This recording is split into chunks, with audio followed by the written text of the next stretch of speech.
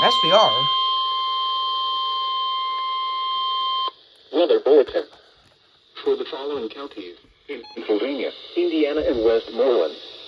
The National Weather Service in Pittsburgh has issued a severe thunderstorm warning for East Central Westmoreland County in southwestern Pennsylvania, southeastern Indiana County, and west central Pennsylvania until 10:30 a.m.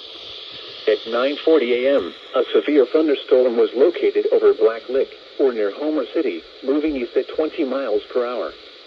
Hazard, 60 miles per hour wind gusts. Source, radar indicated. Impact, expect damage to roofs, siding, and trees. Locations impacted include Homer City, Black Lick, Seward, Bolivar, Armagh, Lucerne Mines, Brush Valley, and Yellow Creek State Park. Seek shelter inside a well-built structure and stay away from windows. The storm is capable of producing damaging winds.